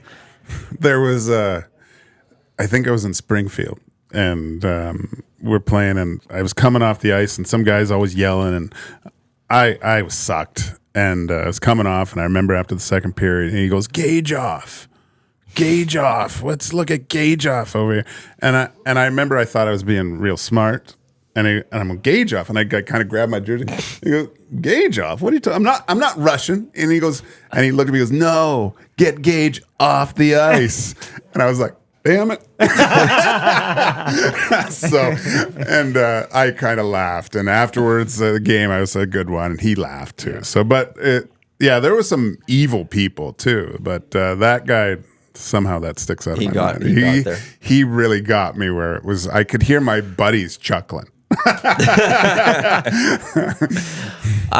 When it came to the Elks this year, one of the things that a lot of people are enjoying, us included, some of us here, was the tailgate area and the growing of that. You've been known to be spotted in that tailgate area. Yeah. What was it like for you in that tailgate area? I thought it was amazing. I moved to Edmonton. I wanted to be in the community. I love the community. So last year, I actually pulled into the parking lot like a regular game, going to into the locker room, and I seen the tailgate going on. I was like, I'm a little early today. Let me go see what they're doing over there. So I took my oldest daughter. She had a blast. The fans were like, "Oh, like what? There's a player here." So taking pictures and doing the whole thing. So then I went to ticketing, and I was like, I know Deb really well. She's always taking care of me and the family. So thank you, Deb. Like, hey, there's an extra tailgating party pass?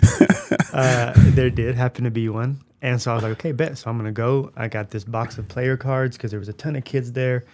And from then on, it kind of just took off. So like my wife was having some of the other wives and girlfriends in town. They were coming and hanging out at the tailgate spot. And like you said, I'd come, here and there and have a free burger or, and maybe a drink or two. They don't know what was in that red cup, but just water. Just water. It's only water. It's game day. We know. Absolutely. No. So stay hydrated on the sidelines. Easily. It was a warm day out. You just had to have some water. But I thought the tailgate was awesome. It was a good time. It is a nice little added element because football really should be an experience. It's the one sport that could kind of do that. Like hockey, it's 82 games a year, which is 41 home games. It's hard to make every single game an experience. Right. Basketball, same thing. Baseball, like there's a lot of those ones. Right. But football, it's once a week. Yeah. It's either 8 or 9 games, depending on the league. Right. Even college football, it's a little less. Yep. You can make it a full day experience and fun. And when you can go tailgate for a couple hours before, then you watch a football game and you go home. And even like this year, there was some games walked away and team lost on the field, but it was a good day. Like we're at Commonwealth, we're watching a football game, it was wonderful, and that tailgate, it was a blast. And it's just that's football. It's the whole experience. It's not just come for kickoff, leave at the final whistle. Right. I agree, especially for our season, right? Because we play in the summertime. Yeah. So for most of the games, the weather's nice, right? So you're talking about now, obviously, you got to put a winning product on the field. Like people want to see and cheer. But also that, like you said, that total experience of if you came and you brought a buddy your kids or whatever, and they're like, man, what a day, right? Like I'm going to tell my friends about this on school on Monday, like whatever. Now they want to come back because the entire experience was pretty cool.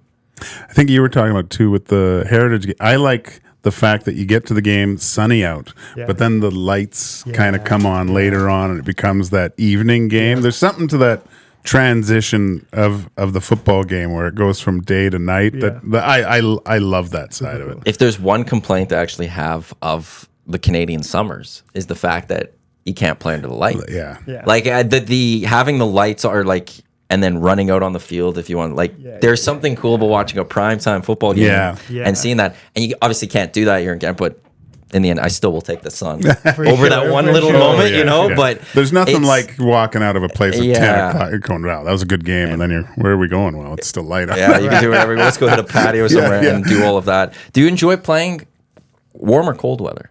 Warm. Yeah? Warm, but it's funny because when it does get cold or it does get rainy, I know I have the advantage now. I often think, receivers, prima donnas. It's wet, it's cold, I need a hand warmer. Like, I know you don't want to catch that ball. So if I hit you real good, not only do you might drop this ball, but now the rest of the game, you're like, damn. You're feeling it. That shot hurt a little bit more than me. I got to think about that next time. So I know as a defender, the bad weather plays into our hands, really. So, but I prefer to be in a warm weather game. Not hot, but warm. Does that make sense? Yeah. Oh, yeah. Philadelphia was wild. Humidity. Oh. Hot. Yo, I can't breathe. That was a tough one. That training camp might be the toughest training camp I've ever been a part of.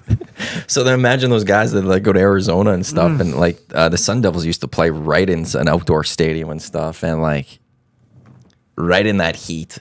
How is the wheel? Good. Yeah? Yeah, it's going good. I'm 3 months now. Okay. Post surgery, so it's feeling good. Been exercising. I'll be jogging here, pretty soon. It feels. I like it.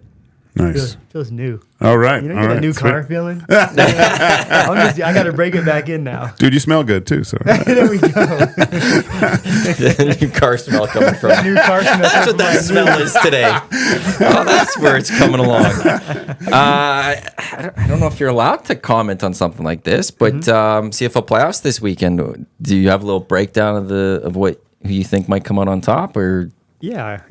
I believe I can talk about that. I just maybe some people don't want to talk about the other teams or something. Oh you know? yeah, I will admit that I typically root for an Eastern team if Edmonton's not. Because of the rivalry? Yeah. Yeah. I'd rather if Edmonton can't win it for the West, nobody can win it for the West. But so you got BC and Calgary. Yeah. I think BC has so much firepower offensively, and I don't know that Calgary's offense can match that firepower. In BC place, they're opening up the upper deck. bowl, right? Like BC's going to be hungry for this win at home. I think it'll be real tough on Calgary to try to go in there and get a win with BC playing right after a bye week and fully healthy, right? That defense is flying around. Like they're just a confident football team right now, and I don't know that Calgary is. I think BC wins at home. Yeah, Calgary largely like it kind of falling into the playoffs in a sense. I know they won some games to get there, but the Riders also lost 7 straight or whatever it was and just completely opened up the door for them to snag that one spot. That, I don't think you could be like they're the Stamps. They've been around, they've seen a lot, but there does come a point where that errors have to end type thing. Yeah. And yeah, I don't know how you like. Obviously, they're gonna feel that they can go win the game naturally, Right. But And they have to know that the Lions are the clear favorite in that one. Yes, I mean, yeah, what the Lions can do offensively, but also defensively. They play pretty good complementary football. Got a good returner, things like that. Calgary's in the position they're in because they're a well coached team. They're a well run organization. But like you said, it just I don't want to say squeaked in the playoffs because I would love to have squeaked in the playoffs these last 3 years, and we didn't. So that's a great spot to be in. You're still in playoff football. But I just don't know that they have what it takes to outduel BC at home. How much does your offense impact your defense and vice versa? A lot. Momentum, right? So offense goes out there, drives the field. They've given the defense a chance to take a break. So now when I go out there, I'm fresh. I'm flying around, right? Or you go score. Now on defense, you're thinking, let's go get the ball back. We want to see them score again. Somebody go make a play, intercept, whatever the case may be. And then they got a good returner too, right? So like, how electric was it when we played in Winnipeg for the last game of the season and we had our first kick return touchdown in 8 years, right? Like, It's amazing. right? You know what I mean? Like without that, who knows what the game looks like? But to respond with a kick return, I was like, whoa. Well, the Elks, when they won the 05 Grey Cup, it was it was perhaps, I don't know what because last year's Grey Cup game was great. The 05 to me is one of the greatest games I've ever watched, Grey Cup wise. It was back and forth, Eskimos, Alouettes, but there was the Elks, or Eskimos had a kick return touchdown in the one. Tony Tompkins returned it after I think the Owls had I don't know if it was a field goal or touchdown that they scored. And right away, it was Tony Tompkins going down the other side, and it was just like, we're back in this. And there's no feeling like having your team score that kick return. The Grey Cup is always great. Like past 5, it's always a good game. Yeah. Like it's Super Bowl, it's a huge thing, and I understand it. There's been some good ones, but I think you can always count on the entertainment of the Grey Cup because it's like you said. There's always something to watch. Like that 3 down. That's why the 3 down comes into place so much more. Where they got to get that first down, and we got to kick, and then you can see the juice of the defense when they come out and stop these guys. I enjoy it way more to watch. One of the things that some people think with the Super Bowl is that there's that bye week in between, and there's a little rust that has to be shaken off. Is that a thing? Is there a bye week rust? Like when you have a week off and play the next game, is there? Yeah. Does it take a little bit to get going? I think teams can come out like the first series or so a little bit rusty, lethargic because they've had time off, but not the well-coached teams, right? Like Winnipeg gets a first-round bye. I expect them to come out firing on all cylinders in the West Final. They're a very well-coached team, right? Well, in 15, you guys you rested some players in the final week of the season. Yep. You had a We had bye a at the end of the season, and then the West And bye. we had a West bye. Yeah. So you guys it was like almost like a month Right. since from full starting roster to full starting roster. Right. And you guys got off to a great game in that I was one. gonna say I think we handed it to Calgary right there in that West Final, and it was a sense of okay, offensive coordinator's putting together a game plan now for 2 weeks, so he's seen his script is all done up. He's seen everything he's gonna see. So those first 15 to 20 plays are like they're going right, and guys are rested, so they feel better. But if it's not the right locker room, we talked about leadership earlier. It's not the right locker room, and guys have been messing around for the last 2 weeks. Yeah, you're gonna come out rusty, not ready to play. Did you rest in one of those final games of 15? I did because I had a last game of the season. I think it was second last against BC. I strained my MCL Okay. on a play in the end zone, so I rested the last game of the season and the bye week. So what was it like having to wait that long to play a game and like knowing that you're playing in the West Final? Was there a point where you're like, let's just play. I want to go play some football. 100%. Like you're just excited, right? Like if it's done right, you're just excited to go play. Yeah. Is there? We talk about it a lot with goalies, like Jack Campbell, Stuart Skinner. How do you break up those? Give them the net, not let someone sit long enough. What's the issues of sitting too long for a goalie? It's a good question, Matty. There's a lot of things. For me personally, there's a comfort when you don't realize what you have until you lose it, right? When you're playing every game, you just get into that rhythm. When you're off, and I think the perfect example, if you look back to Jack Campbell in the playoffs, especially against LA, he didn't look like he was flailing all around. His technique's not there. Like you're juiced and you're ready, but you're just there's that fine line where you're under control, but you have like aggression as well, and you're much more able to control that after having consistent play rather than coming in after 2 weeks. I think that's with most sports. I would assume. Who should get the start tonight? I'd go back to Jack. Yeah, that's where I am. I think Skinner's played well. Give him Saturday. I mean, And Skinner let didn't Jack- have to do much, and that's great, perfect. But Jack's played well enough to earn tonight, I think. And that's where, like, he hasn't played since last Tuesday, I think it was. Yeah. Minnesota. I'd rather have him play tonight as Yeah. opposed to waiting until Saturday, just because there's that little extra time off. Yeah, no, I'd throw him in tonight. The East final semi is gonna have Hamilton, Montreal. Does Hamilton have a shot in this one? Because Montreal this year has not lost to a team that's not the Bombers, Argos, or the Lions. Yeah, Montreal they're performing very well. Then they're playing good complementary football too. We've seen that when they came to Edmonton. But I think a lot of times the playoffs are about who's hot at the right time. And Hamilton, I think we all were chalking up as like a bottom of the barrel team to begin the year. Quarterback gets hurt twice, backup quarterback gets hurt, they can't win a game. Then they put together a nice little run there and find themselves, I think they have 8 wins, they're 8 and 10, and they're in the playoffs. And they're playing better. And they've got both of those injured quarterbacks now. Both of them are playing in a game. Like, it's that. So what that does for confidence in the locker room, guys are like, all right, we have a real legit chance to win this game. Let's go upset Montreal, right? And if you're hot at the right time, you're playing your best football at the right time, then you're dangerous.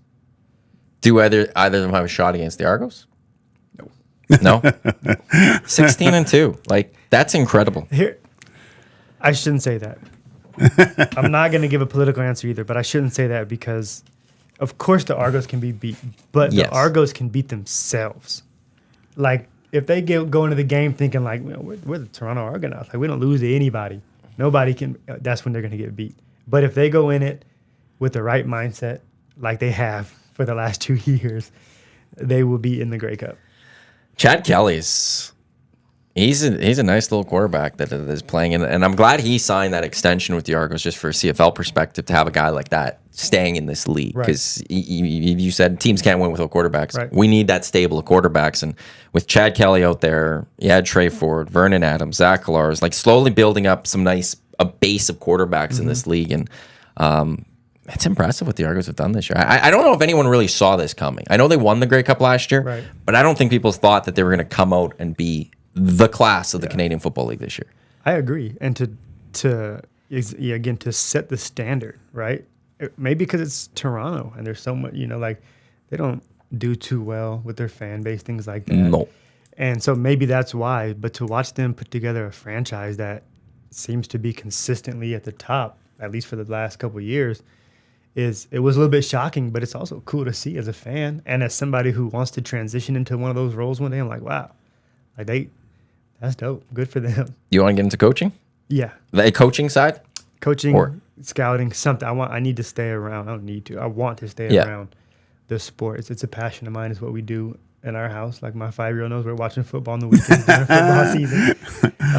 My wife likes it. So Can you shut off the player and just watch a game without analyzing it fully, or you're always analyzing? yeah, I'm watching it. I'm thinking about got DBs missing tackles, or I'm thinking about coverages or play call, whatever.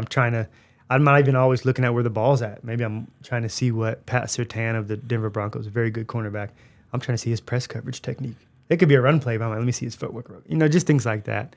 And then my wife will start shooting it back to me. Like, did you see? That was holding on the left tackle. I'm like, I ain't even watching the left tackle. So it's cool. We end up being a little football house, and then my 10-year-old is asking questions. This is one of those kids where I'm like, I'm trying to watch the game too. You got to record this. This is gold. We man. should. Because she's always asking, why did they do that? Why did they do this? Hey, did you see that? Just going. It's cute though. So I answered the questions sometimes, most of the time. Couple times. Just let me watch this one play. Well, hold on, dude, I didn't see it. Let me see the replay. Hold on. Do you shut it off?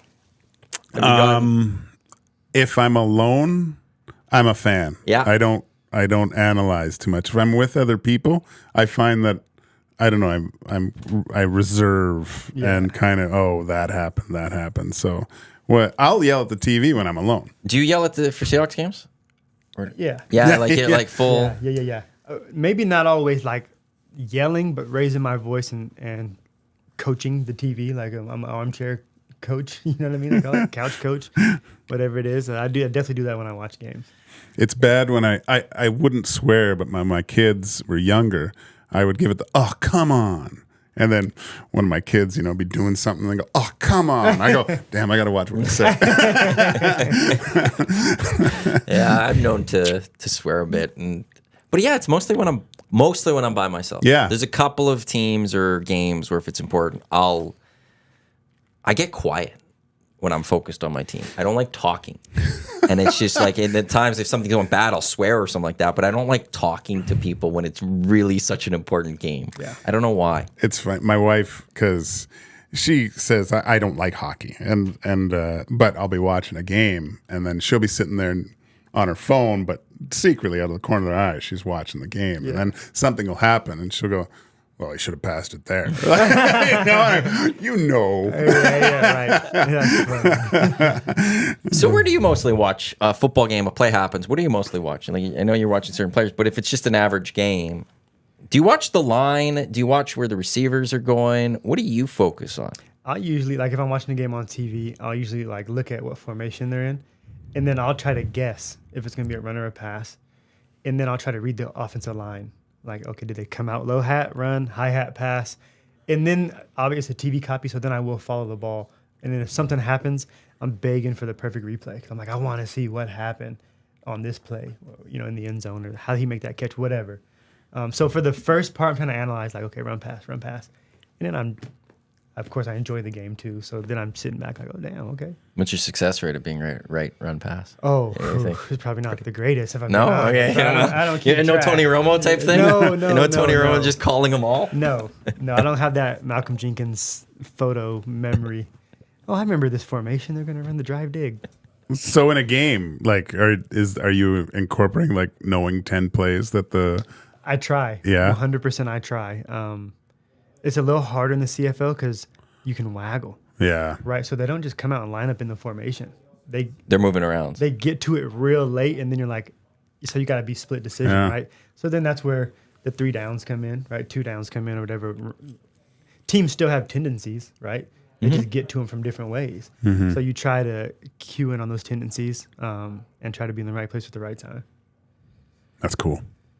I love the CFL game. Like it is such a special game. I don't think it would ever, if there was no CFL, we would never create this league. There's no way someone could come and be like, we're going to build a 3-down league, and we're going to have a bigger field, and it would happen. But the fact that it has happened and we've had it, like, I'm just a fan of, like, football is my favorite sport more than hockey and stuff. Like, and I've grown up watching NCAA, NFL, and CFL. So I've loved all those leagues. And I love how different each league is. Like the NCAA has their rules, and then they're changing some of them. But like even just the stopping of the clock late in the game, how it's when the chains have to move, that's when it stops until they reset. The NFL has their own rules. CFL has theirs. They're all just wonderful in their own ways. And I think anyone like it. I always struggle in Canada with the debate of I love the NFL, I hate the CFL, because it's like, well, if you are a football fan in a sense, they're still in essence the exact same game. Yeah. There's just tweaks from them. And they're just as like they're entertaining. The CFL is a very entertaining product. 100%. I agree. I mean, I'm never going to complain about more football, right? More football to me is better than less football. It doesn't matter who's playing, what the rules are, the level. I'm going to go to a U of A game. I'll go watch a high school game if if nothing else is going on. I just want to watch the sport. Dusty was saying, like at the beginning of the season, obviously there's no NFL. The ratings in the U.S. to watch, like they're higher than normal. Do you find, besides like family and stuff, is there people back home that are kind of keeping their eye on the CFL at times? I think so. I think the game is growing in the U.S. in terms of viewership. Like I remember when I was in Philadelphia, I had a lot of teammates that didn't know anything about the CFL, so they'd ask me all the time. But I think that is starting to grow, maybe being on CBS now. And not buried on some ESPN Plus channel. So having it right on CBS for people back home to be able to watch is more. And then social media, right? So it's way easier to get out. Like, hey, Gino Lewis puts, hey, we're on tonight, whatever time. So everybody that he follows him, all 15,000 people, 10,000 of them can be in the States and like, oh, dang, okay, there's a C4 game on today. Cool. Okay, I can't believe I'm just getting to this with you here.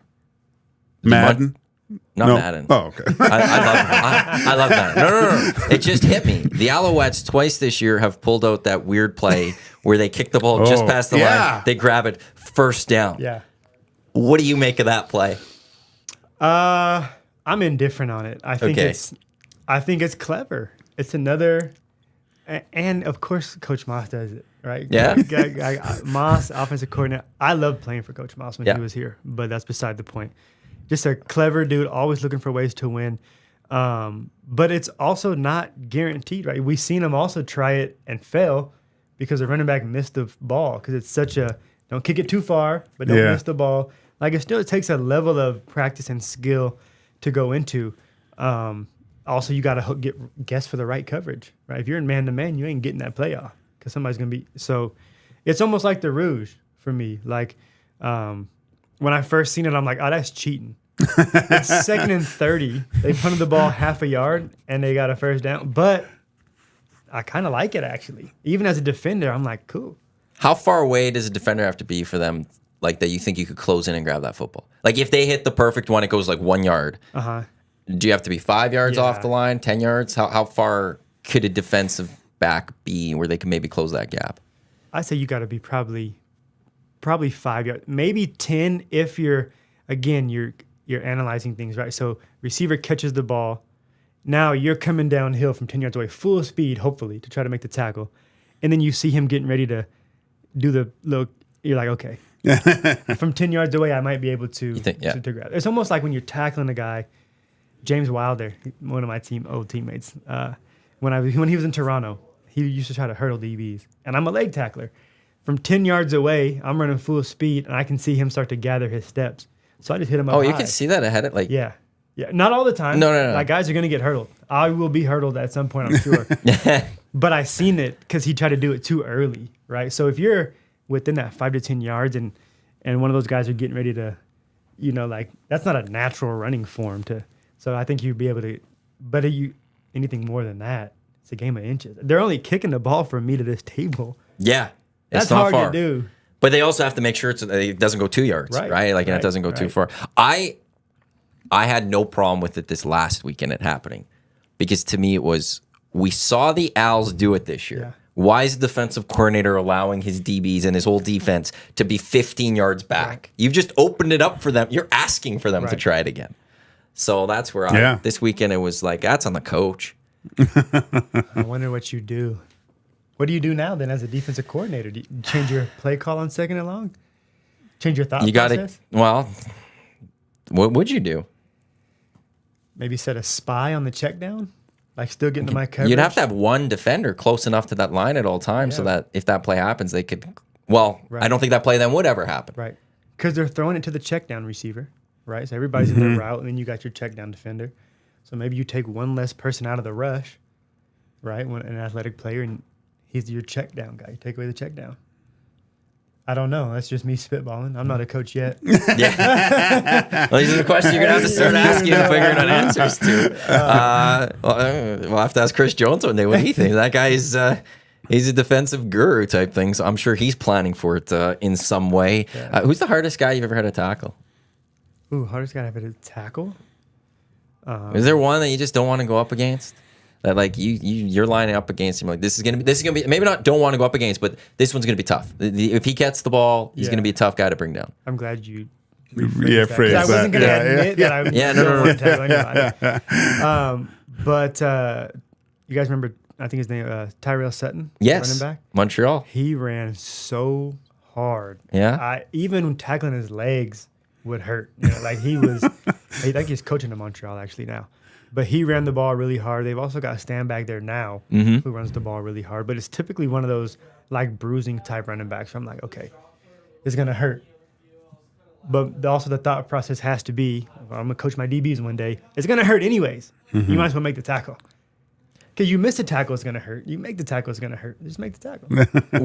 Who's more difficult to defend against? Is it that bigger back or the faster back, like a Kevin Brown type player? Kevin Brown's kind of both. He's stocky, Yeah. but he is elusive. It depends, I think. It depends on the defender, right? Some guys are better in space. Some guys are not good in space, but they can come and tackle you quicker. So, I don't know. Anybody can get it, really, you know? That's fair enough. Fair enough. Is there a shot you never wanted to see? Like, is it in the slot? Is it a shot from the point? Or it didn't matter? I only had one weakness, Matty. It was shots. Okay. All right? Okay. That's fair enough. We're pretty much done the 2 hours here for the hangout. This flew by. I know it just flew by quickly. I'm going to put you on the spot. Who do you think's going to win the Grey Cup and get one of those rings that you're sporting right there? I think Toronto wins the Grey Cup. I do. I think they're going to be a hard team to beat. Their offense is very well run. They've got a great defensive coach and good defensive players. They're a very well run team. I do think Toronto ends up winning the Grey Cup.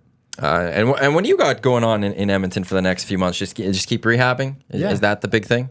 So I'll be rehabbing. Obviously, I want to give myself the best opportunity Yeah. possible to leave the game healthy, right? That's everybody's goal.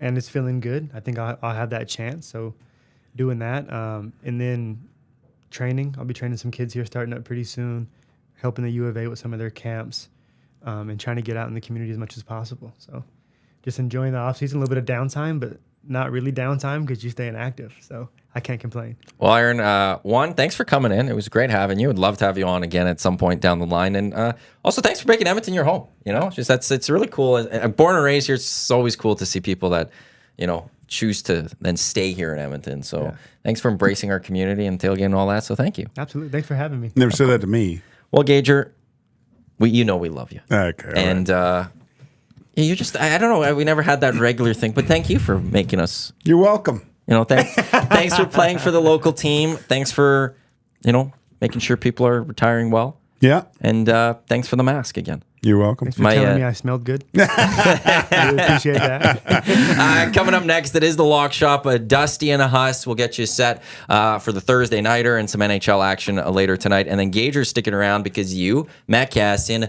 Dustin Nilsson, they'll get you set for Stars, Oilers, Oil Stream, a pregame show with Tommy Zola coming up at 5:30 tonight, as well as it is a game day here in Edmonton. On behalf of Aaron Grymes, Joaquin Gage, I'm Matt Iwanyk. Thanks for tuning in to the Hangout on this Thursday. We'll chat with you tomorrow.